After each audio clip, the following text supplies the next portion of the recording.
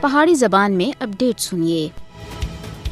بھارتی فوج مکمل طور دے اتے بی جے پی دی سینا بن چکی ہے۔ قومی قوت تے ہندوتوا گاڑی تک ہندوتوا سن بھارتی مسلح فوج دے اتے اپنی گرفت مکمل طور دے اتے مضبوط کر کے دی ہے، سیکولرزم کو ختم کر کے دا ہے اور خطرناک مودی دی سینا بن گئی ہے۔ بھارتی آرمی چیف جنرل اوپیندر دویدی دا وردی دے وچ ہندو مندراں دا بار بار دورہ فوج دے آئین کو کمزور کر رہا ہے۔ مدھیہ پردیش تے کہن کے اتراکھنڈ تک بھارتی آرمی چیف تے آشرم دے دورے مسلح فوج دی زعفرانی تے باندھے اشارے ہیں۔ بھارتی فوج دی سیکولر شناخت ختم ہو رہی ہے، اس دی جگہ ہندوتوا دی علامتاں اور نعراں دی مکمل کی جا رہی ہے۔ بھارتی آرمی چیف وردی وچ ہندوؤں دی عبادت گاہاں دے اوتے بار بار دورے کر رہا اور بھارتی اقلیتاں اپنے آپ کو غیر محفوظ محسوس کر رہی ہیں۔ بھارتی فوجی وردی دے اوتے ہن مکمل طور دے اوتے زعفرانی رنگ چڑھ چکا ہے۔ کیا یہ ہن بھی سیکولر فوج دے دعوے دار ہیں؟ جد کہ بھارتی فوج سیاسی پروپیگنڈے دا اہلکار بن چکی ہے تو اس دی